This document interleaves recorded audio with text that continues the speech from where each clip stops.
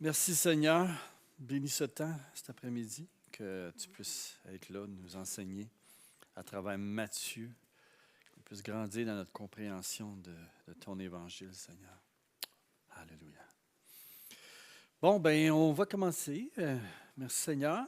On a eu bien un bon repas. On s'est reposé un peu la tête. Et là, on va rentrer dans Matthieu. Moi, je vous encourage à lire Matthieu, Marc, Luc et Jean, de lire les évangiles. Puis, ce qu'on nous faisons à travers le cours, c'est on va regarder un peu la structure de Matthieu, qui était Matthieu. Mais on n'ira pas tout lire Matthieu dans tous les détails, puis tous les passages. Ça prendrait un cours complet là, pour passer à travers chaque chapitre et tout. Donc, ce qu'on fait, c'est un survol, mais en même temps, on va essayer de comprendre la structure de Matthieu, comment est-ce qu'il a mis son évangile, quelques aspects qui ressortent, le message central, à qui écrit Matthieu, et donc c'est ça. On va regarder, comprendre le but de Matthieu, et comprendre la structure et ses éléments de Matthieu. C'est intéressant que dans l'Évangile, Matthieu, on sait qu'il était un publicain, hein, et que Jésus l'a appelé à devenir un de ses disciples, un de ses apôtres. Jésus lui dit « Suis-moi » et ça dit que l'homme se leva et le suivit. Donc, il a quitté son emploi de publicain, de collecteur d'impôts pour l'ennemi, Rome, pour suivre Jésus et devenir un de ses disciples. Et tu vois que dans l'appel de Matthieu, tu vois l'Évangile. L'Évangile était la bonne nouvelle du royaume de Dieu, que Dieu accomplit ses promesses pour son peuple. C'est pas ce que les Juifs s'attendaient. Eux s'attendaient plus à, OK, les pharisiens vont être les premiers dans le royaume, c'est ceux qui enseignent Israël, puis qui essaient de vivre dans la pureté, puis c'est Dieu que Dieu va choisir, c'est lui qui va choisir le Messie comme étant ses émissaires, ses collaborateurs dans son ministère. Mais non, il va choisir des personnes de ceux qu'on s'attend le moins. Matthieu, un publicain. Fait que tu vois, à travers son histoire,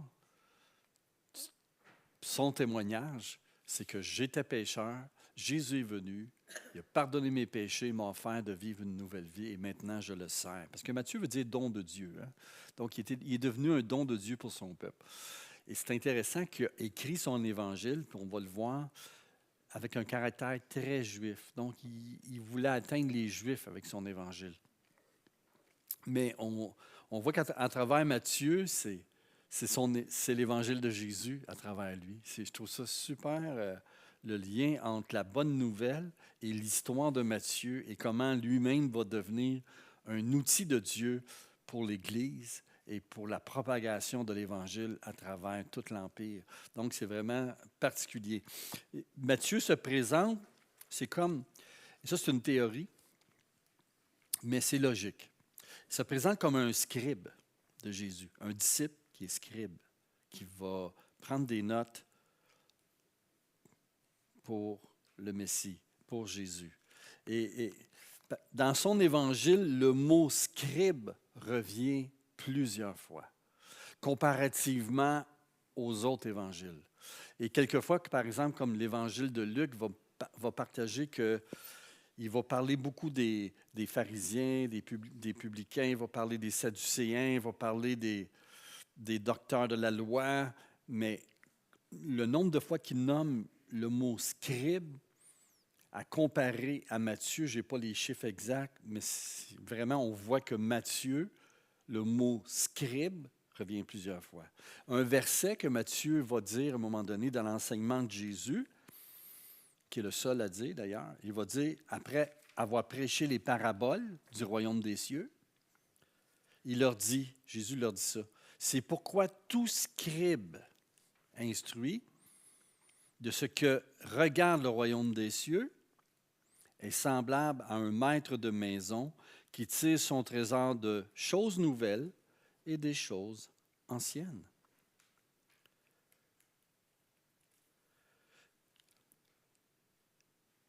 Fait que l'idée, c'est que Matthieu est un disciple, mais il se présente comme un scribe instruit par Jésus pour être capable de propager et d'écrire sur Jésus.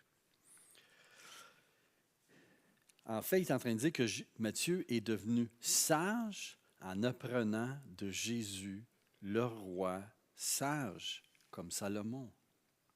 Comment interpréter la loi, les prophéties, etc. Contrairement aux scribes de l'époque, qui enseignaient, qui répétaient ou qui prenaient en note les enseignements des rabbins, c'est comme si Jésus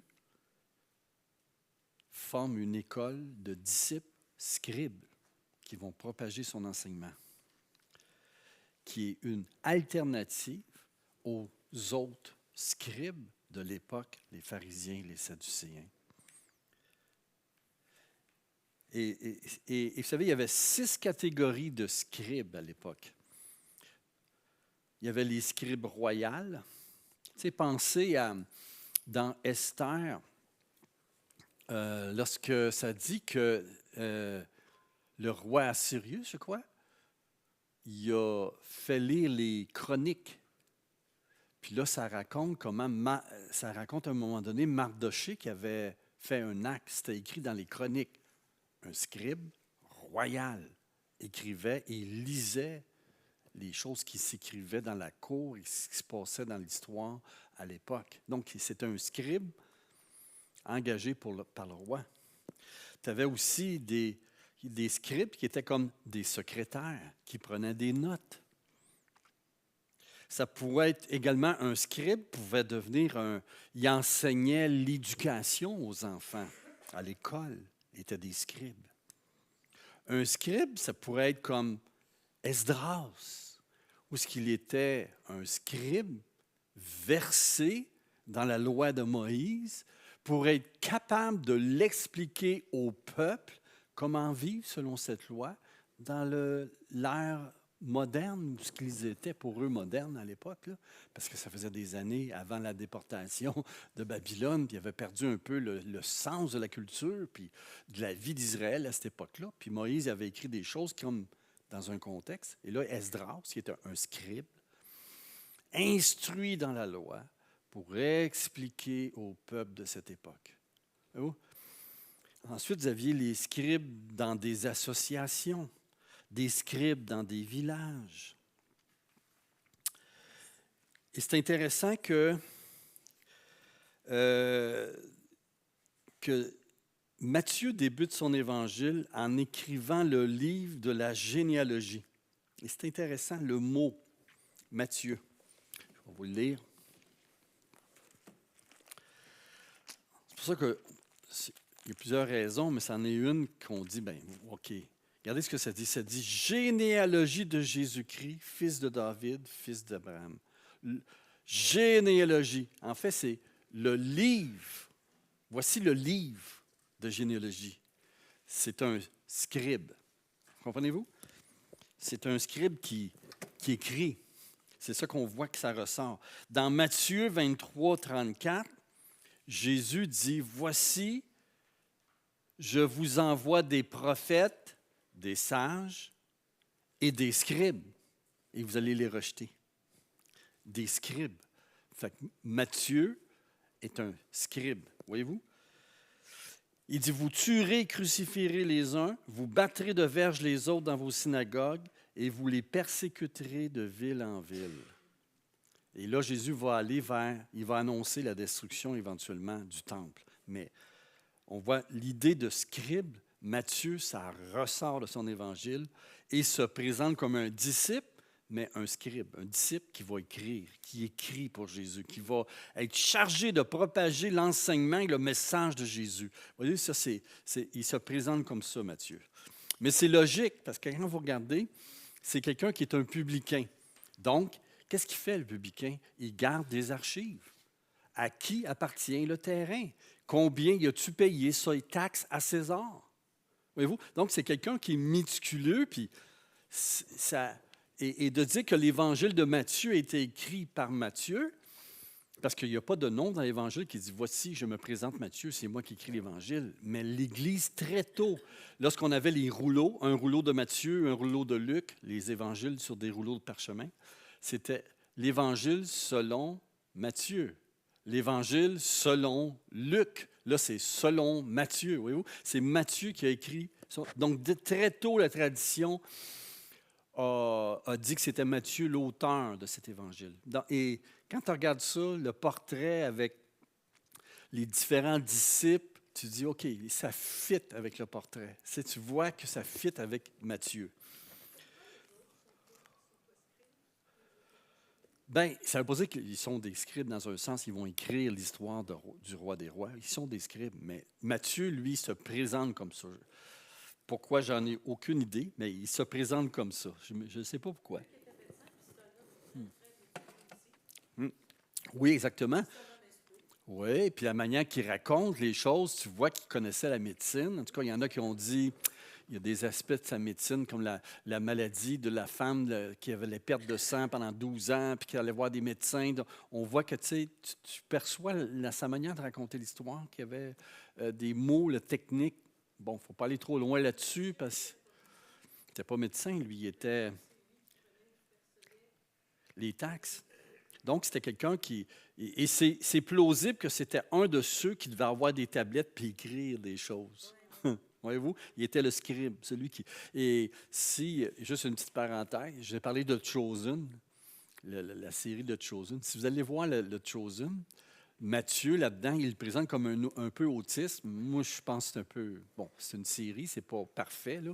Mais dans la série, tu vois Matthieu qui prend des notes du sermon de Jésus, qui prend des notes de toute l'histoire, puis ils ont essayé de montrer comment que Matthieu a écrit l'Évangile à partir de ses notes également et de ce qu'il a vu et entendu, voyez-vous. Mais je trouve intéressant, c'est une petite parenthèse, mais que Matthieu, qui se présente comme un scribe, à l'époque, les scribes, il y avait une certaine autorité, comme des docteurs de la loi qui connaissaient la loi. Là, c'est un scribe qui représente Jésus, puis un scribe qui a été enseigné, puis voici, j'amène la vraie interprétation de la loi. Comprenez-vous?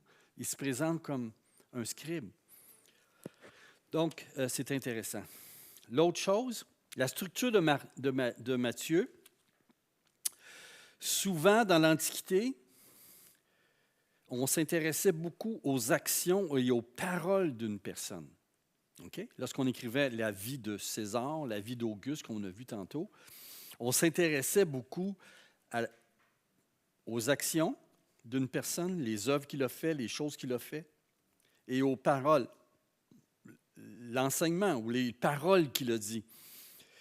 Parce qu'à travers les paroles et au travers ses actions, ça révèle le caractère de la personne, ça révèle ses qualités, qui il est, ses vertus, et que les gens sont comme ils voient ça comme un modèle pour imiter dans leur vie, puis ça les inspire.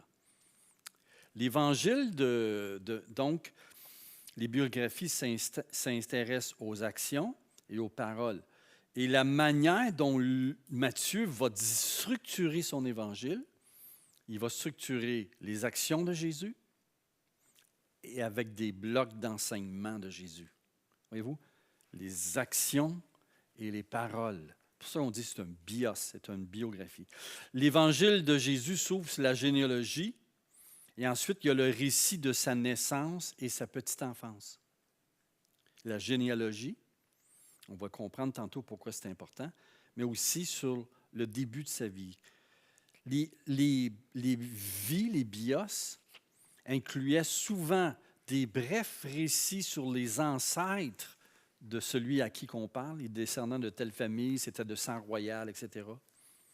On va parler de la naissance et de la jeunesse d'une personne, comme par exemple la vie d'Auguste Suétone qui a écrit sur sa vie. Donc, ce que Matthieu fait, ça colle sur sur les biographies de l'époque. Ça colle également sur les rois d'Israël, qu'on racontait les généalogies, les chroniques avec les généalogies. David, son père, sa famille, d'où qui descend, Ruth, la grand-mère avec qui a marié Boaz, etc. Donc, c'est dans l'histoire. Matthieu fait la même chose. Matthieu fait la même chose. Et après cette introduction, Matthieu va organiser la vie de Jésus autour d'une série de 5. Une série de récits, 5 parties consacrées à ses actes, entremêlées à travers 5 séries d'enseignements de Jésus. Et à la fin, et chaque série d'enseignements, ça finit avec une phrase. Quand Jésus eut achevé de dire ces choses, et là, après, il passe à l'action. Voyez-vous? Il imbrique 5 blocs d'enseignement avec 5 blocs d'un récit, son histoire, ce qu'il a fait. Ça ressemble énormément. Dans l'Antiquité, les vies s'attachaient toujours, comme je vous disais, les actes et les paroles de quelqu'un, ça révélait ses vertus. J'aime Acte 1.1. Je vais regarder avec vous. Acte 1. Ça dit, c'est la manière qu'on raconte l'histoire de cette époque. C'est un peu ça. Regardez ce que ça dit dans Acte 1, verset 1. Ça dit, Théophile, j'ai parlé dans mon premier livre de tout ce que Jésus a commencé à faire.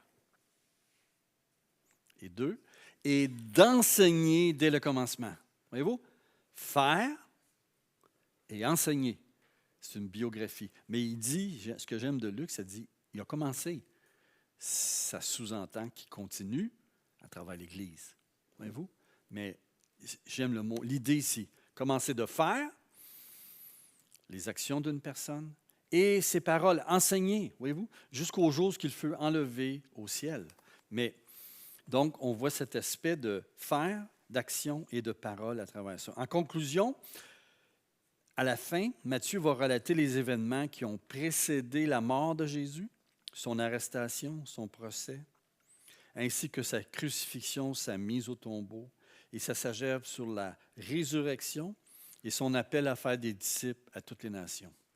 Donc, voici le plan de Matthieu. On voit, j'ai mis une feuille sur le plan de Matthieu. On a Jésus et ses ancêtres, avoir le pédigré de la personne, du personnage, du héros de ton histoire. Tu mets son pédigré, Jésus, ses ancêtres.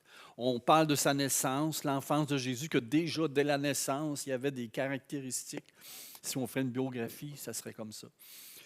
Et ensuite, on a les actes et les paroles de Jésus. Jean-Baptiste et la préparation de Jésus à la proclamation, le baptême, la tentation, puis après, on a le premier sermon de Jésus. Oups! Après, on revient. Les miracles de Jésus. Après, on a les directives de Jésus, ses paroles aux apôtres quand il les envoie en mission. Ensuite, la troisième section, vous avez les réactions à la proclamation du royaume. Les gens rejettent Jésus. Ah, pourquoi tu fais ça pendant le sabbat, etc. Puis après ça, après le rejet, on a les paraboles de Jésus aux disciples. Le secret du royaume. Ce n'est pas ce que le monde pense. Il révèle. Voyez? Après ça, on a encore d'autres réactions aux paroles de Jésus. Et ensuite, on a l'enseignement de Jésus sur les relations dans l'Église. Il parle dans l'Église communautaire. Si ton frère a péché, pardonne-lui. Tu sais. Puis, l'enseignement de Jésus. Ensuite, vous avez le voyage qui s'en va vers la Judée et les controverses finales. Et ensuite, vous avez le discours de Jésus sur la fin des temps à ses disciples. Donc, vous avez, qu'est-ce qu'on a? On a 5, je pourrais dire ça, 5 sections de son évangile. C'est des actes de Jésus dans sa vie. Ensuite, ce que vous avez intercalé dedans, 5 enseignements de Jésus, des sections d'enseignement entre les actes. Et ça rappelle quoi, ça? C'est intéressant. Ça rappelle un peu Moïse. Les 5 livres de la loi de Moïse. Et où ce que le peuple sont allés devant le mont Sinaï et que Moïse a reçu la loi et qu'il les enseigne. Et le premier enseignement de Jésus, je crois, c'est Matthieu 5.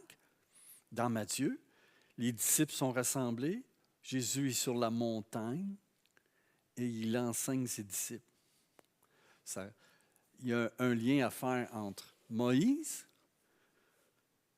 le Pentateuque, les livres de la loi, la Torah, les 5 livres, versus Jésus avec les disciples. Voyez-vous? OK, donc on a les 5, on a l'introduction, on a le corps du message de Matthieu, de son livre, avec imbriqué les actes, avec les enseignements. Ensuite, on finit avec la finale, la mort et la résurrection, le point culminant de l'Évangile. On a le prélude de la mort de Jésus. On a l'arrestation, son procès, la crucifixion, la mise au tombeau de Jésus, la résurrection de Christ et à la fin, l'autorité de Jésus en tant que roi qui envoie ses disciples par toutes les nations annoncer la bonne nouvelle du royaume. Amen. Donc, c'est un peu la structure de Matthieu qui va le faire. C'est la manière je le présente. OK, qui sont les destinataires de Matthieu? Comme je vous disais tantôt, c'est important de comprendre, quand tu comprends à qui écrit, ça nous aide à comprendre qu'est-ce qui est dit. C'est comme une conversation au téléphone. Si tu m'écoutes au téléphone, j'appelle ma femme et je lui parle. Tu sais, je pourrais y parler d'une manière différente que si j'appelle, je ne sais pas, moi, l'administration ou le maire de la ville, je ne dirai pas les mêmes paroles. OK, tu comprends-tu? Allô, chérie, puis l'autre, c'est salut, monsieur, je peux-tu parler à? C'est pas le même genre d'appel. Puis quand tu m'écoutes, tu as une partie de la conversation, mais tu n'as pas l'autre partie. Mais tu peux deviner à manière que j'écoute que je parle à ma femme. Comprends-tu? Ou que je parle à l'administration de la ville, puis je veux parler au maire. Ben, tu peux percevoir cela. C'est pas parfait. Puis dans l'Évangile, c'est un peu ça. Matthieu raconte une histoire à une audience. On ne sait pas c'est qui l'audience, mais à partir de ce qu'il dit, ça nous donne une idée de quoi il parle, puis à qui il parle. Comprenez-vous? Puis là, et l'idée, c'est que Matthieu, probablement, il écrit à une communauté de chrétiens qui sont juifs. Le thème central de son évangile, c'est quoi? C'est Jésus et l'accomplissement de l'espérance juive. Combien de fois ça revient? Ceci arriva afin que s'accomplit telle parole des prophètes, telle chose. Voyez-vous? Et comment il commence son évangile? Il ne fait pas comme Luc. Il ne remonte pas à Adam. Luc est plus universel. Matthieu, lui, il parle à qui? Aux Juifs. Il parle d'Abraham, puis il va parler de David, il va parler de la déportation. Il parle à une communauté de gens qui vont se reconnaître là-dedans, qui vont comprendre que Matthieu est en train d'écrire. Et ça parle et regardez le verset 1, 17, Matthieu 1, ça dit, verset 1 plutôt. Ça dit le thème central, ça dit que voici la généalogie de Jésus-Christ, fils de David, fils d'Abraham. Qu'est-ce qu'il est en train d'écrire? Voici le livre des ancêtres. D'où vient Jésus? Jésus, il est en passant, il est le Messie. Jésus-Christ. Nous autres, on pense que c'est comme Serge Descœurs. Jésus-Christ, c'est son nom et son prénom. Non. Jésus, le Messie. Il est fils de David. Il descend de David. Donc, il y a les critères pour dire « je suis le Messie », pour pouvoir dire que je coche oui à toutes les prophéties que la Bible dit, puisque la Bible dit que ce qui serait le Messie, d'où qui viendrait, etc., je coche oui à ces choses-là, à ces exigences de la Bible, que ce que Dieu avait prophétisé. Je suis fils de David et fils d'Abraham. C'est comme le pédigré de Jésus. Pour les Juifs, c'était important. C'est pour ça qu'on gardait en note tous les descendants, de qui tu descendais, d'où, quelle famille, c'est où ton terrain à toi, parce que Dieu avait donné Canaan à Israël, puis chaque famille avait son parti de terrain et sa place, mais plus que ça, Dieu avait dit que les fils d'Abraham et le fils de David de lui viendrait le Messie. Donc, c'était important pour eux de garder en note leur généalogie. Et ils savaient, les gens de où qui descendaient. C'était une fierté pour eux de dire « Je suis un Juif né de Juif ». Parce que si tu n'es pas Juif, tu ne fais pas partie du peuple de Dieu. C'est ça que l'Ancien Testament était. Et en fait, ce que Matthieu va dire, c'est d'une manière, c'est intéressant parce qu'il va dire qu'il y a 14 générations entre Abraham et David. 14 générations, 2 fois 7, c'est le chiffre de Dieu. 14 générations de David à la déportation, ça sonne une cloche, la déportation. Israël est déporté par Dieu parce qu'il a désobéi à Dieu, ils ont brisé l'alliance. Mais Dieu fait des promesses avec Jérémie, Isaïe, Ézéchiel, qu'un jour je vous ramènerai et je vous sauverai, je ferai avec vous une nouvelle alliance, le Messie viendrait, etc. Et après, ça dit de la déportation jusqu'au Christ, le Messie. Voyez-vous, fils d'Abraham, Dieu a fait une promesse à Abraham. Il dit, en disant que quand lui et sa descendance, toutes les nations seraient bénies. Jésus est celui qui accomplit cela. Toutes les nations. Non seulement le peuple juif, mais également toutes les nations. Il est le fils de David. Dieu a promis, a fait une alliance l'un de ses descendants serait assis sur le trône d'Israël pour toujours. 2 Samuel, chapitre 7. Et qu'à ce moment-là, puisque tu avances dans les prophéties, mais le fils, le rejeton de Jessé, le rejeton le fils de David, qui est le père de David, un de ses descendants, régnerait sur Israël et sur le monde entier. Et Dieu accomplirait son royaume à travers lui. Donc, il y a vraiment Jésus, fils de David, fils d'Abraham, fait référence à cela. Et ce que Matthieu veut dire, c'est que voici le Messie, il présente, en partant son évangile, voici le livre, j'écris, le scribe, quelle histoire je raconte? Celui du Messie. Celui dont Abraham a parlé, quand Dieu a parlé à Abraham. Celui dont Dieu a parlé à David, le voici, c'est Jésus. Il accomplit ses promesses. Et il résume l'histoire juive. 14 générations d'Abraham à David. 14 générations de David à la déportation et 14 jusqu'au Christ. Deuxièmement, donc on voit tout de suite qu'il y a un caractère juif à la manière dont, en partant, Matthieu y écrit, tu vois que c'est des gens qui sont capables de saisir cette histoire, ces nuances. Et la manière qu'il écrit, c'est juif. C'est 14 générations, la manière qu'il compte les choses. En réalité, il y a beaucoup plus que 14 générations entre vous et moi.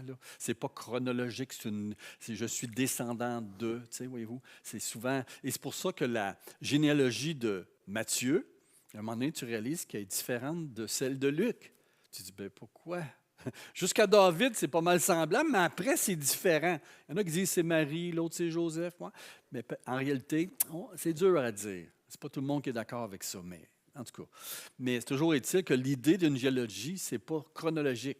C'est être descendant d'eux. Ce qui est important, c'est les ancêtres, être descendant de cet ancêtre. Et c'est ça qui était, que la manière qu'il raconte Matthieu, c'est comme il amène une conviction. Il amène ça d'une manière pour convaincre. Voici le Messie. Il y a un Dieu qui peut faire cela. Quand il parle de 14 générations, c'est 2 fois 7. Donc, il y a vraiment un jeu là-dedans que Matthieu va faire.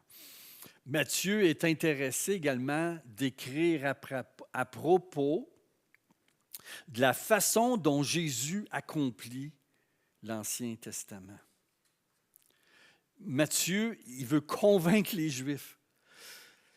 Et d'une manière répétitive, Matthieu introduit des textes de l'Ancien Testament avec la phrase « Tout cela arriva afin que s'accomplisse tel passage. » Et des fois, tu dis « D'où qu'il va chercher ça? » Des fois, tu dis « J'appellerai mon fils hors de l'Égypte. » Tu sais, c'est comme le prophète Osée qui rappelle l'histoire des Juifs. Puis Jésus, Matthieu dit « Ça s'accomplit ce que Jésus a vécu. Il est parti de l'Égypte quand il était petit, il est revenu en Israël.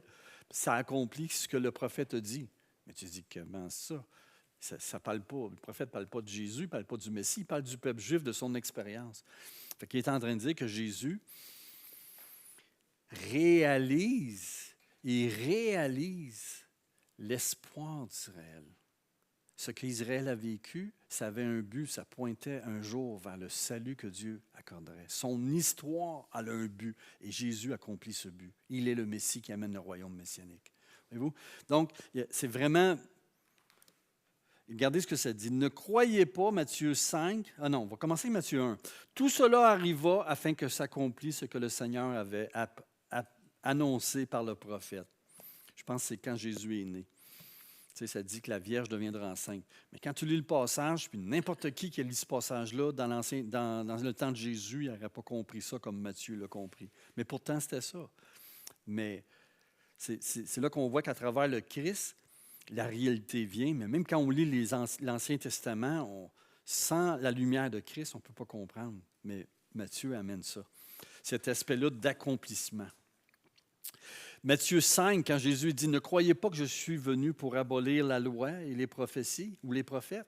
Je suis venu non pour abolir, mais pour accomplir. » Le mot « accomplir » revient beaucoup, beaucoup, beaucoup. Le but de Matthieu, il veut montrer que les prophéties et leur accomplissement, il veut montrer que ça s'accomplit à travers l'histoire de Jésus. En fait, ça fait partie de la manière de défendre et établir le fait que Jésus est le vrai Messie. Parce que les Juifs ne comprennent pas que le Messie mourrait à la croix par les Romains, les ennemis, et la croix, la pire mort, celle qui est honteuse. Quoi, lui, le roi, qui est mort sur la croix, c'est pas le roi qu'on s'attend. C'est pas ce que la Bible dit. Elle dit qu'il va être le roi parmi toutes les nations, que les nations vont s'agenouiller devant lui et l'adorer et le servir. C'est pas ça qui se passe. Tu me dis que Jésus est le Messie? Ben non. Mais tu sais ce qu'il fait? Il va démontrer à travers son évangile qu'il est le Messie. Il accomplit les Écritures. Et c'est sa défense devant les Juifs qui était le vrai Messie. Il voulait communiquer que ce n'est pas une nouvelle religion, le christianisme. Ce n'est pas quelque chose de complètement nouveau, mais c'est plutôt une histoire qui continue en rapport avec le plan de Dieu et ses promesses faites à Israël. En fait, c'est la même histoire qui se continue, mais qui s'accomplit à travers le Christ. Ce n'est pas une autre histoire. Ce n'est pas une nouvelle religion. C'est la même religion, dans un sens. Les mêmes promesses que Dieu a faites à Israël, c'est celles-ci qui se sont accomplies par le Christ. Et c'est ça qu'il veut montrer Matthieu à travers son évangile. C'est pour ça qu'on dit que Matthieu est un évangile qui est juif. Parce que ça ressort dans ses Écritures. Contrairement à un évangile qui aurait été écrit comme Luc, Luc ne cite pas autant les écrits de l'Ancien Testament que Matthieu le fait. Et la manière qu'ils ont fait leur structure de l'Évangile, il y a des aspects similaires, mais il y a des aspects très différents. Comme je mentionnais tantôt, 5 histoires de Jésus, des événements de la vie de Jésus, imbriqués avec 5 blocs d'enseignement. Donc, on voit que c'est très juif comme structure. Et la manière qu'il introduit son évangile, c'est très juif et qui cible l'autre bord du téléphone, quelqu'un qui est juif, un chrétien, et qui a besoin d'être convaincu parce qu'il fait face à des situations dans sa vie. Certains croient que Matthieu écrit à une communauté de chrétiens qui sont juifs à Antioche. Vous vous souvenez dans Acte 11, quand ça dit qu'après la persécution, ça dit qu'il y a des chrétiens qui sont partis de Jérusalem, sont allés jusqu'à Antioche, ils ont prêché l'Évangile et il y a des Juifs qui se sont convertis dans les synagogues, mais il y avait également des non-Juifs qui ont imbriqué l'Église. Et c'est la première fois qu'on appelle les croyants, les disciples de Jésus, chrétiens. C'est Acte 11, vous voyez. Et après ça, Paul va aller à cette place-là, mais c'est là que ça dit, Acte 11, ça parle. Donc, possiblement que, s'il y en a qui pensent que Matthieu, lorsqu'il écrit son évangile, parce que les chrétiens étaient persécutés, parce qu'ils avaient besoin d'outils pour prouver aux Juifs dans les synagogues que Jésus était le vrai Messie, bien, Matthieu leur pourvoit cet évangile pour les aider à se défendre et confirmer leur foi de Juifs chrétiens. Et tout en ayant la grande énigme, comment ça les païens deviennent chrétiens sans passer par la circoncision, comme devrait faire un prosélyte? Pourquoi vous dites qu'ils font partie du peuple? Donc, Matthieu va écrire son évangile pour expliquer que ça vient de Jésus et l'œuvre que l'Ancien Testament prédisait que Israël devait être la lumière des nations, que les nations viendraient, serviraient le Dieu d'Israël. Voyez-vous? Donc, c'est ça que Matthieu fait. Et donc, c'est ça. Donc, c'est pour ça qu'il y en a certains qui ont dit, ils disent possiblement que Matthieu écrit à cette église à Antioche vis-à-vis de cette situation. Je trouve l'hypothèse, elle est intéressante, mais c'est clair d'une chose, c'est que Matthieu écrit à des Juifs qui sont chrétiens et puis qui le fait d'une manière convaincante pour un Juif. Nous, c'est différent, mais pour un Juif, c'est dans leurs racines. C'est ça ils comprennent ce langage-là. Ils comprennent les nuances que ça apporte, que Jésus est le nouveau Moïse, que Jésus est le fils d'Abraham, que les nations seraient bénies. Donc, ils voient cela. Et il y a un petit passage qui est intéressant, parce que le focus de l'Évangile de Matthieu est sur les Juifs, mais également les gentils sont intégrés dans son évangile. Pensez à l'Église qui était juive, que les païens rentraient. Donc, il fallait expliquer que qu'est-ce qui se passait, c'était le plan de Dieu. Et c'était voulu de Dieu. Et qu'à travers le ministère de Jésus, c'était déjà là. Ce n'est pas les apôtres qui se sont, ou les chrétiens qui se sont distancés de l'enseignement de Jésus puis partir leur propre affaire. C'est pas ça, là. Jésus l'avait dit que c'était comme ça. Et c'est le plan de Dieu. Le focus est sur les Juifs dans l'Évangile de Matthieu, mais également les païens sont inclus. Les païens, les gentils, oui. Les non-juifs. On va dire ça comme ça. Ce n'est pas péjoratif, là, païen, comme à l'époque, là, mais il faut comprendre ça comme ça. C'est nous. C'est nous. Et voici, nous. C'est ça. Les païens convertis. Matthieu 8, 10, 12. Regardez ce que ça dit. Après l'avoir entendu, Jésus fut dans l'étonnement. Ça, c'est le centenier romain qui dit « Dis une parole et mon serviteur va être guéri ». Et très rarement que Jésus va parler de quelqu'un qui est une grande foi. En fait, 2 fois. Je crois que c'est le centenier et je crois que c'est la femme qui avait cananéenne. Que les disciples disaient, non, non, non, non. Moi, Jésus dit, j'ai été envoyé qu'aux Juifs. Ouais, mais il dit, tu as une grande foi. Tu vois l'opinion d'Israël. Ah non, c'est juste pour les Juifs. Jésus qui dit, il y a la foi. Non, c'est aussi pour les païens. Et vous? Oui, c'est sûr. Mais regardez ce que... On va lire jusqu'à... Je vous le dis en vérité, même en Israël, je n'ai pas trouvé une aussi grande foi. Or, je vous le déclare que plusieurs viendront de l'Orient et de l'Occident. Ça, c'est qui ça? C'est nous, les païens. Et seront à table, communion, à table, pas manger cochère, mais à table avec Abraham, Isaac et Jacob dans le royaume des cieux. Mais les fils du royaume, les Juifs, seront jetés dans les ténèbres du dehors, les Juifs non convertis, où il y aura des pleurs, des grincements de dents. Wow! Choquant. Le focus, c'est intéressant. C'est les Juifs, mais les païens sont inclus. Et ça, Matthieu met ça dans son évangile. À la fin de l'évangile, qu'est-ce qu'il dit? Allez vers toutes les nations. Pas juste les Juifs, toutes les nations. C'est pour eux.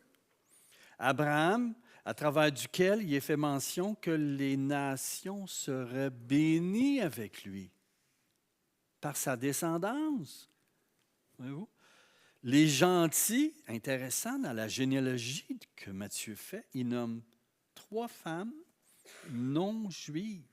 Rahab, Ruth, et l'autre, c'est Rahab. Je pense qu'il y en a 2, il me semblait. Oh, il y en a 2, peut-être que je me suis trompé. OK, en tout cas, mais on voit que, non, c'est vrai, tu as raison, c'est 2 noms qui sont des noms juifs, des gentils, inclus dans la généalogie du Messie. Donc, ils font partie du plan de Dieu, sont inclus dans le plan de Dieu. Jésus dit qu'il vient donc de l'Orient et de l'Occident à la table d'Abraham. Ce n'est pas ce que les Juifs pensaient. Et Jésus, qu'est-ce que Matthieu dit? Bien, Jésus le dit. Et voyez-vous, c'était le plan de Dieu. Vous êtes surpris aujourd'hui que l'Église est composée de Juifs croyants, que Jésus est le vrai Messie, et qu'il y a des païens? Bien, c'était voulu de Dieu, il le dit. Jésus réalise ça. Pensez aux rois mages qui sont venus, des païens, vraiment loin de Dieu, là, qui suivent une étoile et qui vont trouver le Messie, s'agenouillent, mettent des cadeaux. Ils reconnaissent le Messie d'Israël, prophétisé dans l'Ancien Testament, que les nations viendraient louer l'Éternel dans le temple de Dieu. Amen. Donc, on voit que Matthieu vraiment fait le focus sur les Juifs, les promesses de Dieu aux Juifs. C'est un évangile juif, mais qui inclut les païens, et il fait vraiment la défense de l'Évangile. Un autre aspect aussi qui va nous montrer le caractère juif de l'Évangile, c'est la manière dont Matthieu va parler du royaume de Dieu. Plutôt que de dire le royaume de Dieu, la plupart du temps, il va dire le royaume des cieux. Il y a des gens qui disent des fois, ben, c'est peut-être 2 choses différentes, là, tu sais, les cieux, Dieu. Mais la réalité, c'est que dans les mêmes paraboles, par exemple, ça dit, il leur proposait une autre parabole dans Matthieu 13, 24. Ça dit, le royaume des cieux est semblable à un homme qui a semé une bonne semence dans son champ. Luc va dire le royaume de Dieu. C'est interchangeable. En fait, ce que Matthieu fait, c'est qu'il nomme pas Dieu, parce que c'était comme je disais, la tradition juive de ne pas nommer le nom de Dieu. Tu ne prendras pas en vain le nom de Dieu. Donc, plutôt que de risquer de désobéir à cette loi-là, ils ont créé une clôture autour, dit approche-toi pas de ça, dis plutôt le royaume des cieux. Comme ça, tu t'assures de ne pas nommer le nom de Dieu, Yahweh, peu importe, puis de manquer de respect pour son nom. Dis le royaume de Dieu. Tu sais, c'est comme quand on dit, mettons, tu sais, le locataire de la Maison-Blanche. Qui qu'on parle? Le président. Mais quand on dit celui qui est le roi des cieux, on parle de Dieu. Voyez-vous, le royaume des cieux, c'est le royaume de Dieu. Dieu siège dans les cieux. Regardez ce que ça dit dans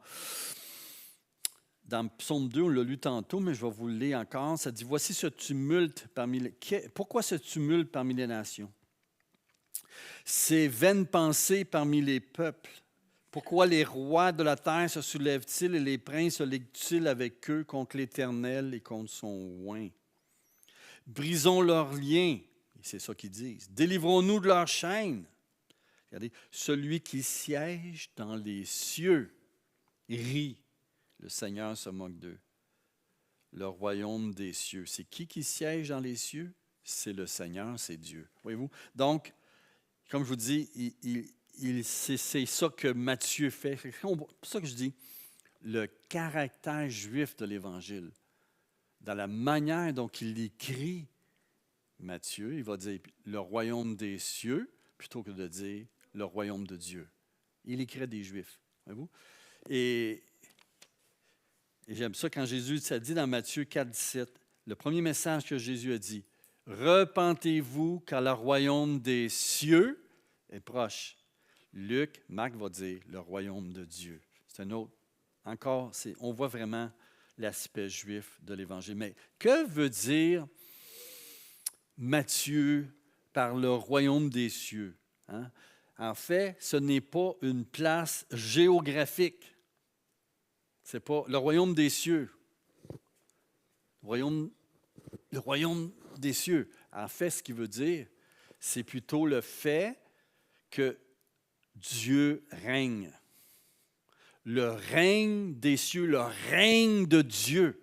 Dieu, en fait, il est le roi de tout. Celui qui siège, et le roi se moque d'eux.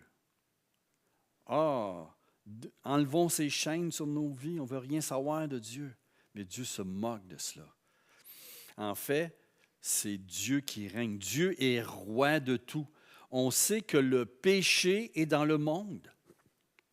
Il y a de la désobéissance et de la rébellion contre les voies de Dieu. Il est le roi, il est le propriétaire. On aura à rendre compte à Dieu. Il est notre créateur. Il y a de la division entre l'humanité et Dieu. Il y a de la division entre chaque être humain. Et le message du royaume, c'est quoi? Que Dieu vient et prend contrôle de la situation et restaure. Il exerce sa souveraineté pour établir sa volonté. C'est ça, Jésus, Messie, roi. Continuons. Vous savez que quand on a un royaume, peu importe sur qui, on parle le royaume on parle également d'un roi. Il y a un roi à quelque part. Et le thème de Matthieu, c'est de dire que la venue du royaume, elle vient à travers le Messie, Jésus, et à travers son œuvre. C'est l'accomplissement de toute l'espérance juive. Dieu vient et reprend contrôle de la terre. Il vient établir sa souveraineté. Il vient régler les choses. Il les met droites. Et regardez ce que ça dit. Jésus étant arrivé dans le territoire de Césarée-Philippe, demanda à ses disciples, « Qui dit-on que je suis, moi, le Fils de l'homme? » Fils de l'homme fait référence à Daniel, chapitre 7, qui parle d'un Fils de l'homme qui viendrait, qui recevrait l'autorité de Dieu sur la terre. Okay? Et c'est Jésus, ce Fils de l'homme. Il répondit, « Les uns disent que tu es Jean-Baptiste, les autres Élie le prophète, les autres Élie, Jérémie ou l'un des prophètes. Et vous, leur dit-il, qui dites-vous que je suis? » Simon-Pierre répondit, « Tu es le Christ, le Fils du Dieu vivant. » Tu es le Christ. Jésus est le roi. C'est le point culminant de l'Évangile après sa mort, mais le point culminant de son œuvre. Là, à partir de là, il est le roi. Il est celui qui vient établir le royaume sur terre. À partir de là, il va parler de sa mort. Voyez-vous? On va continuer. Le mot « Messie ».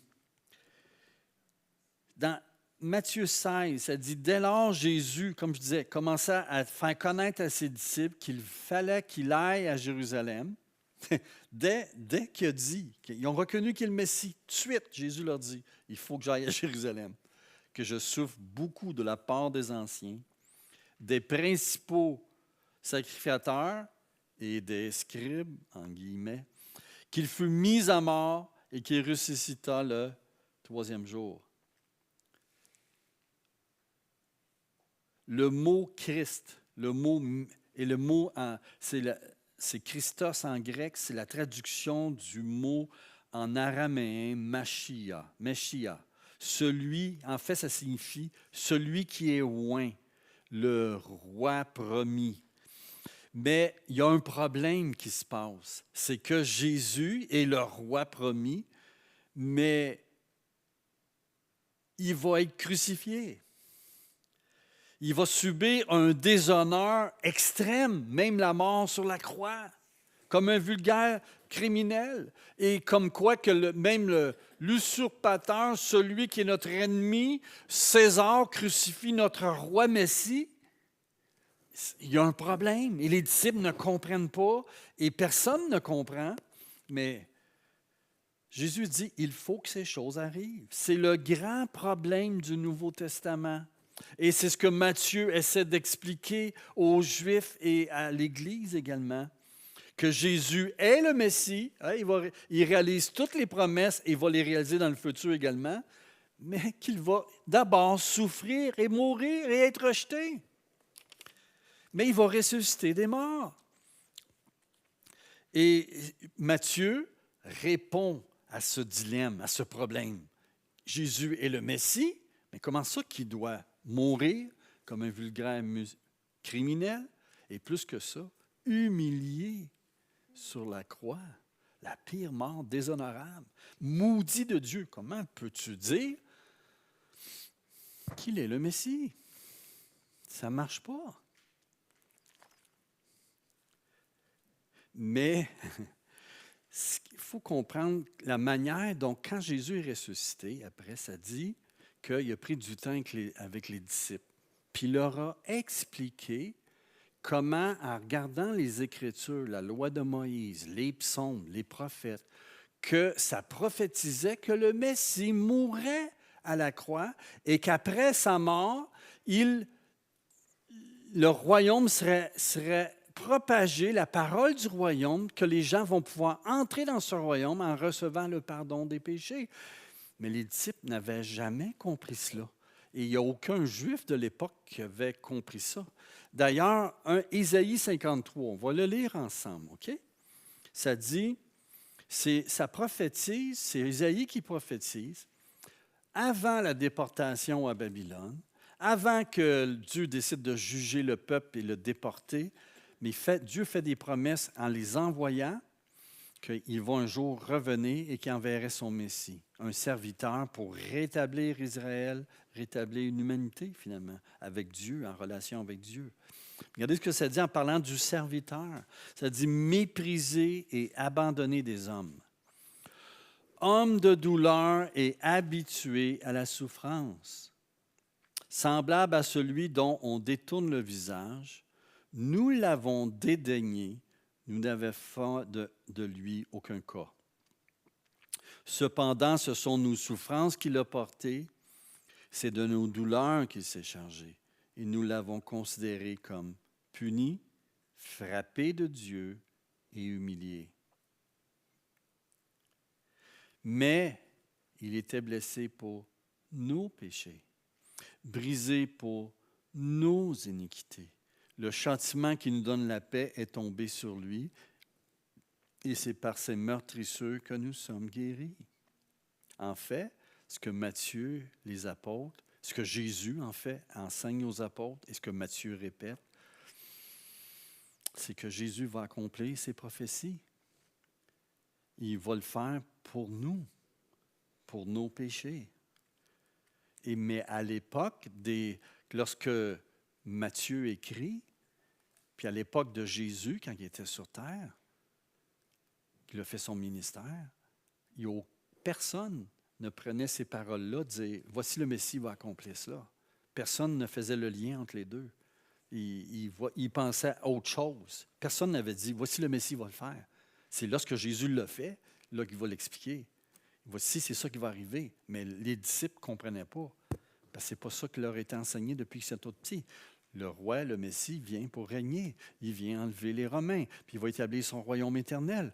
Mais ça, ils pensaient que c'était le peuple qui passait à travers un tas de souffrances, puis que Dieu, éventuellement, va les racheter, etc. Il y avait toutes sortes d'interprétations, mais ils ne comprenaient pas. Pensez à l'eunuque qui est avec Philippe, qui va nommer les paroles dans Isaïe, puis il va dire, de qui parle? De lui-même, le prophète, ou d'un autre? C'est de quoi? Et là, à partir de ce passage, Philippe explique à l'eunuque, voici Jésus, la bonne nouvelle de Jésus. C'est Jésus qui parle. Voyez-vous? Donc, ça prenait vraiment Dieu pour nous expliquer ça. Et c'est ça que Matthieu va amener à travers son évangile, va amener que le Messie, Jésus, il est le Messie, mais il devait aller à la croix pour nous sauver. C'était prophétisé. Il accomplit l'espérance juive. Et il finit son évangile avec Matthieu 28. Ça dit, Jésus s'étant approché après la résurrection, leur parlant ainsi, tout pouvoir m'a été donné dans le ciel et sur la terre. Tout pouvoir. Il est le roi des rois. Allez, faites du peuple juif, non, oui des juifs, mais de toutes les nations, non seulement la nation juive, mais de toutes les nations, des disciples, les baptisant au nom du Père, du Fils et du Saint-Esprit, et enseignez-leur à observer tout ce que je vous ai prescrit, et voici, je suis avec vous tous les jours jusqu'à la fin du monde. Cette parole parle de la souveraineté de Jésus. Jésus accomplit l'espérance juive en faveur des Juifs, mais c'est aussi en faveur des non-Juifs. Jésus est le roi qui souffre, mais qui ressuscite. Il est vainqueur et il envoie ses disciples dans toutes les nations annoncer ce message du royaume. Le royaume de Dieu, c'est ici, maintenant. On a la responsabilité de répandre cette nouvelle du royaume que Jésus règne. Il est le roi. Et ça inclut également une nouvelle manière de vivre dans ce royaume. Amen. En fait, les Juifs s'attendaient à le règne de Dieu, que Dieu viendrait reprendre le contrôle de la terre. Mais ils voyaient comme l'état actuel du monde, comme étant le monde déchu, dominé par le mal, puis qu'on lutte entre le bien et le mal tout le long de cette vie sur terre. Mais un jour viendra le roi, il va mettre fin à cette domination du mal, et c'est le règne de Dieu de justice qui va s'établir sur terre. Ils voyaient ça comme en 2 temps. Mais la manière que Jésus apporte cela, et l'Évangile, c'est que malgré que le monde actuel est toujours déchu, le royaume de Dieu est déjà là. Le règne de Dieu qui est prophétisé pour le futur, où ce que le don de l'Esprit va être là, le pardon va être accordé, les gens vont pouvoir retrouver une relation avec Dieu, les uns avec les autres, le péché brisé, Dieu va restaurer l'humanité. Mais c'est déjà commencé, malgré qu'on est encore dans le monde encore dominé par le mal. C'est comme les 2 cercles, le monde, les 2 sont ensemble. C'est que le royaume est déjà là. Regardez comment vivons-nous le règne de Dieu qui a déjà commencé maintenant? Comment vivons-nous? Jésus dit, vous êtes le sel de la terre. Mais si le sel perd sa saveur, avec quoi la rendra-t-on? Il ne sert plus qu'à être jeté dehors et foulé aux pieds par les hommes. Nous donnons la saveur du royaume à travers notre vie. Nos paroles et notre vie, comme Jésus, nos paroles et notre vie. Mais à travers notre vie, nous donnons la saveur, le goût que c'est ça le royaume de Dieu. Fait que nos vies devaient refléter les valeurs du royaume, que Jésus est notre roi, que transformer notre cœur, qu'on a été pardonné de nos péchés, que le Saint-Esprit vit en nous et nous donne un amour qui surpasse l'amour que le monde donne. On a cet amour, cet potentiel qui est là. C'est quelque chose qu'on grandit, attendons-nous, mais c'est quelque chose qui est là en nous. Amen. On est le sel de la terre. On fait une différence. Vous êtes la lumière du monde. Une ville située sur une montagne, comme Jérusalem l'était avec le temple, amenait sa lumière, que Dieu, tu peux rencontrer Dieu, le Dieu d'Israël, à travers la loi, à travers l'alliance. Une ville située sur une montagne ne peut pas être cachée. On n'allume pas une lampe pour la mettre sous le boisseau, juste pour nous. Là. On est chrétiens, mais juste pour nous. Mais on la met sur le chandelier. Et elle éclaire tous ceux qui sont dans la maison plutôt qu'être dans les ténèbres. Que votre lumière luise ainsi devant tous les hommes, afin qu'ils voient vos bonnes œuvres, votre vie, et qu'ils glorifient votre Père dans les cieux, qui disent « Oh, je veux accepter le Christ. Hein? »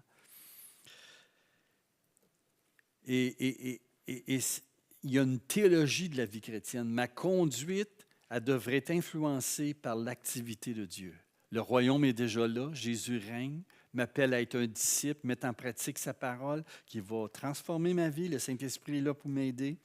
Il nous appelle à répondre avec foi, confiance en lui, confiance au Saint-Esprit qui va nous aider, mais également l'obéissance.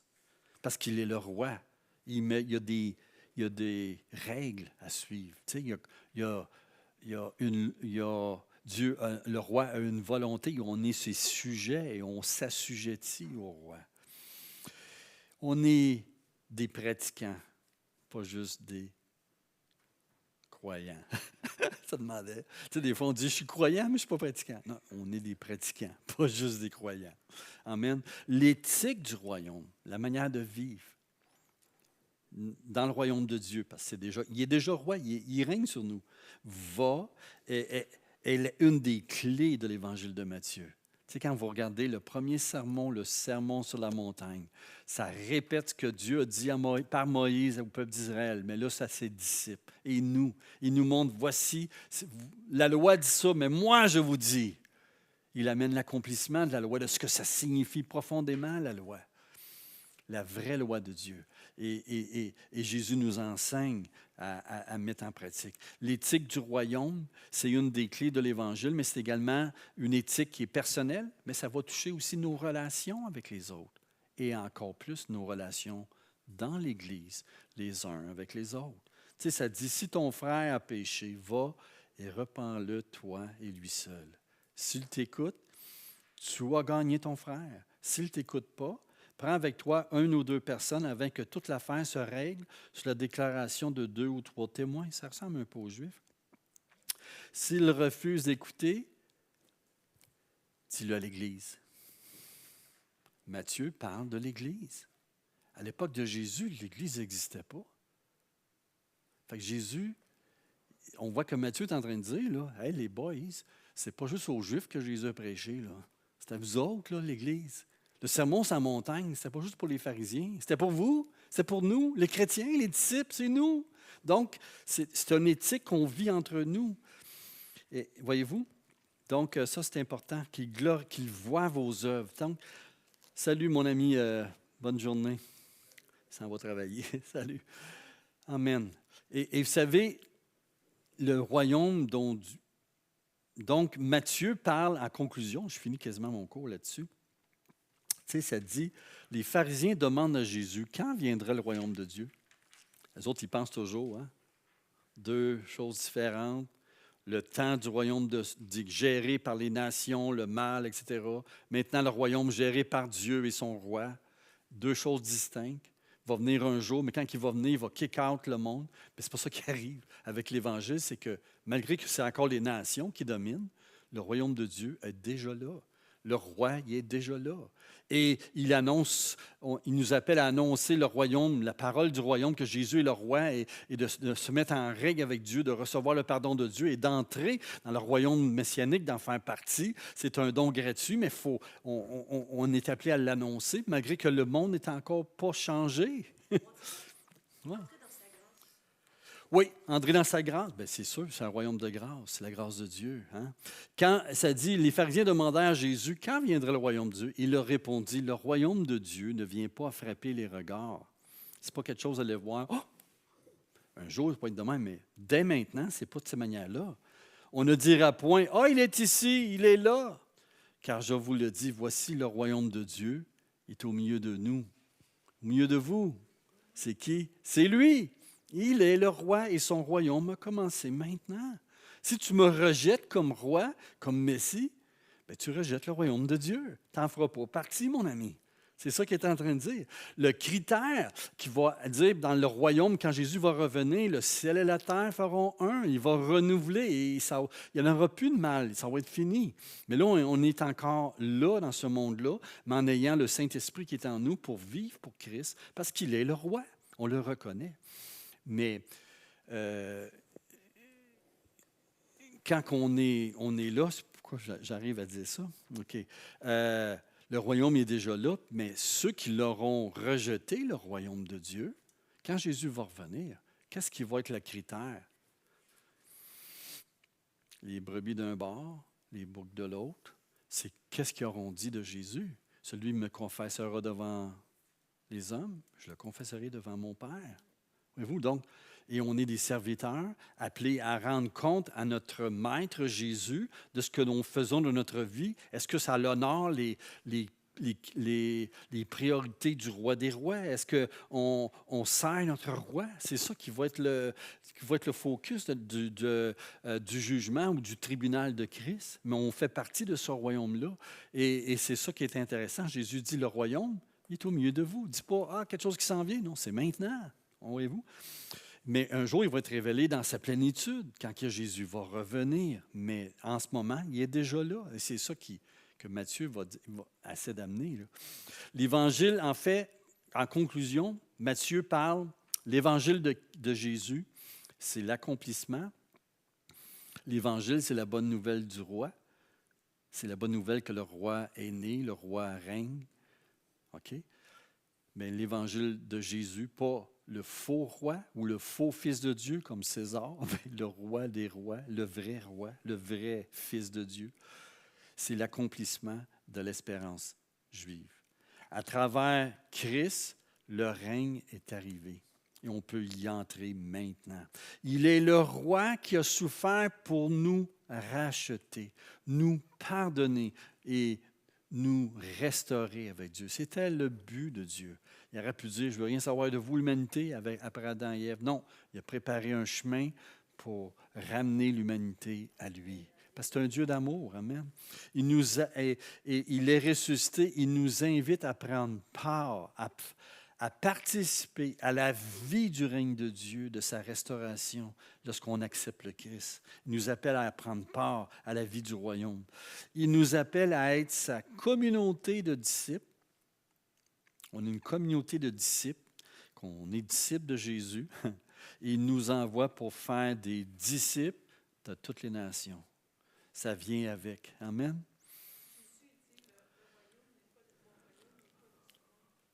C'est ça, exactement. Il n'est pas de ce monde. Ce n'est pas des royaumes de ce monde avec les guerres puis la domination du mal. C'est un royaume qui vient de Dieu. C'est le royaume de Dieu avec les valeurs de Dieu. Tu sais, quand il dit « aimez vos ennemis », ce n'est pas le royaume du monde. Le royaume du monde, c'est « haïs tes ennemis ». C'est « je vais prendre ton pays pour prendre le gaz, etc. » Puis toi, je m'en fous. Le royaume de Dieu, c'est complètement différent. C'est d'autres valeurs. C'est un royaume d'amour, un royaume de justice. On n'a pas reçu les bénédictions du royaume, seulement que les bénédictions. Il nous appelle à vivre une vie responsable, honorable. Quand les gens nous voient vivre, ils voient la vie du royaume maintenant. Ils voient que c'est ça le royaume de Dieu. Quand Jésus règne dans ta vie, c'est ça.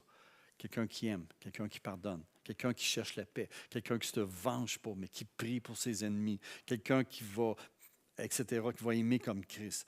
C'est la vie du royaume ici maintenant dans notre manière de vivre et nos relations également au sein de l'Église. C'est important, ça, que dans l'Église, comment je peux dire ça, que la manière qu'on est en relation les uns avec les autres, on est supposé de vivre l'amour de Christ. On se comporte les uns avec les autres. On n'est pas parfait. Il n'y a pas personne de parfait, là.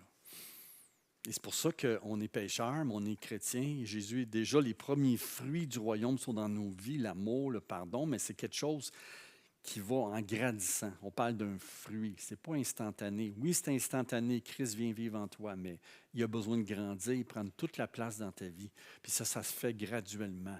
Mais c'est sûr que dans l'Église, on est appelé à être la lumière du monde. Quand les gens nous voient, ils regardent l'Église, devaient dire « Ah, c'est ça que Jésus parlait. » Ah, c'est ça, aimer comme Christ a aimé son Église. Ah, c'est ça, la vie du royaume, le fameux sermon sur la montagne. Tu sais. C'est ça qu'ils devraient voir. Pas une Église parfaite, mais une Église qui vit dans notre imperfection, qui cherche à vivre les valeurs, puis que les gens disent « Oh oui, on le voit là. » On le voyait à toutes les fois que les gens voient les œuvres du Père, l'œuvre du Père au milieu de nous, l'œuvre dans nos vies, au milieu de nous. Pour travers les actes qu'on fait, l'amour, de compassion, le bon samaritain avec les gens, lorsqu'on parle de l'amour de Christ, bien, à toutes les fois qu'ils voient ça, ça dit, ils vont glorifier Dieu le Père, ils vont s'approcher de Dieu. Amen. Donc, c'est pas juste une parole, c'est aussi, nous aussi, on est appelés à le démontrer en action. C'est comme, comment je peux dire, c'est comme du levain qui fait lever toute la pâte. On est le levain. Le levain de l'Évangile transforme notre vie au point que la pâte est bouleversée. Elle devient un pain, là, tu sais. Mais le levain de l'Évangile, nous aussi, dans l'Église, on doit être le levain dans la société. On va transformer au contact de notre contact et de la parole de l'Évangile que nous proclamons, que nous vivons, va transformer la société. Amen. Oh, c'est beau, c'est poétique. Amen. Avez-vous des questions? Oui, on va en profiter. Attends un petit peu. Hey, qui s'approche de toi, ils veulent poser des questions. Ouais. Éloignez-vous de Michel. Oui, OK. Tiens, je vais te passer un micro parce que j'aimerais ça que les gens entendent dans l'enregistrement. Il est ouvert. C'est parce que c'est Un, deux. qui est pas. Un, deux. Ah. Ouais. Quand on décède, Oui. bon, c'est bien que notre corps, il devient poussière, il retourne à la terre. Mais notre esprit, oui. Si tu dis que le royaume est ici, oui. Oui. Notre esprit va où? Dans un sens, on est avec Dieu. Oui, mais c'est ça. Mais ouais, on n'est pas un esprit errant sur la terre. Là. Non, non. Non, ce que je veux dire, le ciel et la terre font un. C'est que, écoute, l'Apocalypse, c'est un peu imagé, mais Jésus va parler à un moment donné du sein d'Abraham, par exemple. OK, il va dire qu'Abraham, avec ceux qui meurent, sont avec lui un endroit, le paradis, où ce que Dieu est, ou la présence de Dieu. Puis l'autre bord, c'était ceux qui n'étaient pas chrétiens ou non juifs ou non croyants, je dirais, qui étaient l'autre bord, puis ils souffraient. T'sais. Déjà, un endroit d'attente. Mais c'est temporaire, cet état où on est dans la présence de Dieu. C'est quand ça dit dans l'Apocalypse, c'est qu'il y en a des chrétiens qui venaient de la tribulation puis qui louaient Dieu. Il y avait des robes blanches. Puis là, il leur dit, c'est pas encore le temps. Tu sais, quand est-ce que tu vas tirer justice? Quand est-ce que tu vas accomplir tout, là? Il dit, c'est pas tout de suite. Il y en a d'autres qui vont venir. Puis ça démontre que c'est comme un endroit qui est temporaire. Puis à la fin, Apocalypse 22, ça dit que la nouvelle Jérusalem, elle est descendue. Où? Sur la terre. Et c'est là qu'on va ressusciter complètement dans notre corps et notre esprit vont faire un. Dieu va nous donner un corps nouveau comme le Christ, un corps ressuscité. Mais ça ne sera pas comme le corps qu'on a, qui est un corps qui est mortel. On va avoir un corps immortel. Mais adapté pour vivre pour l'éternité, c'est ça. Oui, mais tu as aussi l'Ancien Testament. Là, on parle de l'eschatologie. Je sais qu'il y a plusieurs points, mais peu importe, une terre renouvelée ou une nouvelle terre, mais ça va être sa terre. C'est une terre en quelque part, OK? C'est ça. Mais je crois, comme Paul dit, la terre soupire. Les gémissements de la souffrance dans le temps présent, parce qu'avec l'espoir qu'elle va participer, elle aussi, à la rédemption. Donc, c'est pour ça que je dis, attends un peu, je pense que c'est, oui, il va brûler, purifier, c'est un langage, purifier la terre, mais ça va être la terre. Moi, je crois qu'elle va participer à la rédemption. Ce n'est pas nécessairement une nouvelle globe terrestre que Dieu va faire. Ça va être la même, il va la renouveler. Il va la guérir, la restaurer. C'est ma croyance. Mais je sais qu'il y a différentes positions là-dessus. Il ne faut pas être dogmatique parce que ce n'est pas clair. Mais c'est ça. Donc, c'est un temps, le ciel, ou on pourrait dire le paradis, j'aime mieux dire ça, le paradis, être avec le Seigneur en esprit, on va être avec lui. Paul le dit, j'aime mieux être là, on est encore plus proche de Dieu. Mais Paul, son espérance, c'est pas juste d'être à jouer de l'harpe, puis dans l'éternité, être dans la présence de Dieu, dans pas de corps désincarné, juste un esprit. Non, non, on va avoir un corps. On va ressusciter, c'est ce qu'il va dire à Corinthiens. On va ressusciter un corps glorifié à l'image de Jésus. Jésus, les gens l'ont reconnu, Jésus. Il avait ses marques dans les mains, ça c'est assez spécial. Il mangeait, oui, c'est ça. Puis il y a quelqu'un qui a dit à un moment donné, il a dit, moi, qu'est-ce qui l'a convaincu? Je trouve ça intéressant. C'est lorsque j'ai vu que Jésus mangeait du poisson et du rayon de miel. J'ai dit, un esprit n'aura pas pu manger. Oui, un rayon de miel, un fantôme mangeait. Tu sais, Non, tu sais, il y a un corps. On va avoir un corps. On va manger. C'est-à-dire, on va être les noces de l'agneau. Je pense que c'est des images qui montrent qu'on va boire du bon vin. Salutis, mais on va boire du bon vin. Sans alcool, c'est beau. Mais on va manger. C'est comme on l'a lu tantôt. Jésus parle de l'Orient. Ils viendront de l'Orient, de l'Occident, à la table avec Abraham. Il parle d'un repas, les noces de l'agneau, ça va être une fête. C'est l'image d'une fête que Dieu nous invite et on va participer aux bénéfices du royaume de Dieu, que quand Dieu va être le roi des rois, il va enlever le mal, puis on va participer, il va guérir, essuyer toute larme, on va participer à cela, corps, âme et esprit. Il nous a rachetés, Paul va dire. Glorifiez Dieu dans votre corps qui a été racheté à un grand prix. Votre corps est précieux. Là, le corps présent, il est malade, il est infime, il est semé et malade infime, mais il va ressusciter, glorieux et immortel. Donc, c'est corps, âme et esprit. Puis, quand je vais voir mon père, je vais hâte de le voir, on va être ensemble, puis ça va être différent, on n'a pas idée. Il y a des fois que je compare ça un peu comme un enfant, un embryon, s'il pouvait parler.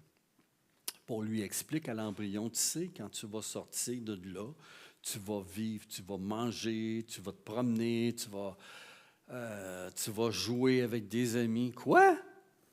Comment expliquer à un embryon ce qu'il va vivre quand il va être dans un nouvel état où il va être germé complètement dans ce que Dieu a pour... C'est un peu pareil pour nous. Il y a des images dans la Bible que... Écoute, c'est juste quand on va le voir se réaliser qu'on va dire « Ah, c'est ça qu'il voulait dire. » On est comme le bébé, l'embryon dans le ventre. On attend un nouveau monde. Mais ça donne une idée aujourd'hui, mais parce que la Bible en pense, il y a des choses qui sont très semblables. On va se reconnaître comme être humain. On va être content de revoir Paul le dit, « Consolez-vous les uns les autres. Ceux qui sont morts en Christ, vous allez les revoir. » Puis vous allez vivre éternellement avec eux. Amen. Et vous allez participer aux noces de l'agneau. Tu sais, quand on entend ça physiquement, oui. Je me dis, depuis tellement d'années, ça en fait des humains. Puis, par contre, un endroit, il dit les 144 000, mais c'est encore là. Puis là, je me dis, bon, mais si on est, je ne sais pas, moi, 2 millions, non, c'est pas beaucoup pour la Terre. La Terre a plus de millions que ça. Ouais. Ça va en faire.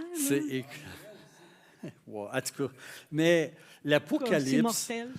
C'est quoi? Je vais faire un samedi sur l'Apocalypse. Je t'invite à être là, puis tu auras toutes tes réponses. Non. Je fais un samedi. Mais l'Apocalypse, il faut admettre, c'est un langage très... symbolique. Hein? Il utilise des images très symboliques. On ne sait pas à un moment donné qu'est-ce qui est la réalité, puis qu'est-ce qui est symbolique, puis comment le traduire dans la réalité. C'est ça que je dis. Puis il y a tellement d'opinions là-dessus, mais l'important, je pense, c'est de saisir le mouvement puis le message central. Je me suis fait demander par quelqu'un qui est très connu, un joueur de hockey très connu, Steve, son prénom.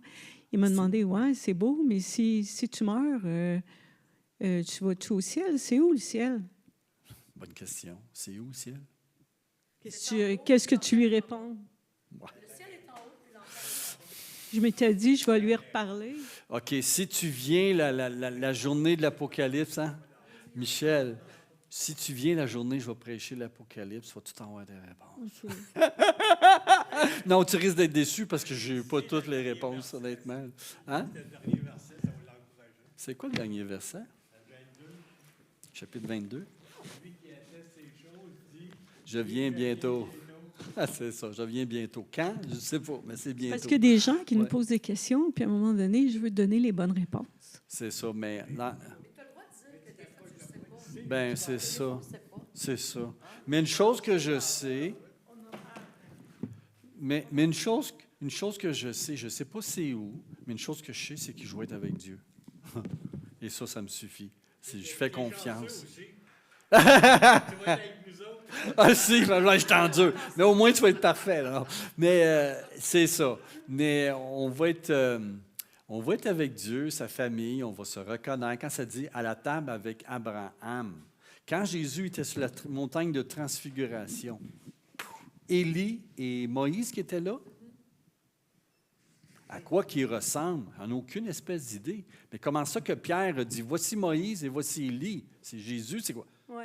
Tu sais, ils ne les connaissaient pas, ils ne les avaient jamais vus. Fait que, OK. Mais il tu sais, est reconnu. tu sais, c'est comme, où qu'ils sont? Ah donc, non, je ne sais pas. Oui, mais Ouais. En premier. tu sais, moi, en fin de compte, je te pose ces questions-là Ouais. parce que je Oui. ne veux pas éloigner ces gens-là de Dieu. Je veux qu'ils Non. viennent à Dieu. Alors, C'est je veux ça. avoir des bonnes réponses. Moi, une réponse que des fois, je dis aux gens, je sais que c'est comme parler un bébé embryon dans le ventre de la mère. Qu'est-ce que ça va avoir de l'air? Wow! OK, je vais te dire une chose, Gage, pour te comparer un peu. Prends le meilleur que tu vis sur Terre, là, mais c'est 100 fois mieux que ça quand Jésus va être là. Prends le meilleur que tu as maintenant, là, mais enlève tout le mal qu'il y a. Puis, en partie, là, ça va ressembler à ça. C'est une infime partie de ce que Dieu va faire. Mais c'est quelque chose de bon. C'est le plan de Dieu qu'il y avait depuis le départ. Avoir une famille et qui va régner et qu'on va servir et adorer Dieu ensemble, qu'on va s'aimer les uns les autres et vivre ensemble et être heureux pour toujours.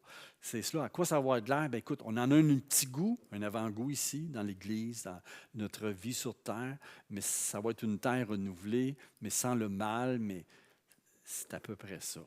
Mais c'est comme, oublie jamais, c'est comme on est dans l'embryon, là, puis on essaie d'expliquer qu'est-ce que ça va de l'air. On ne le sait pas, on n'a jamais été, mais on a une idée.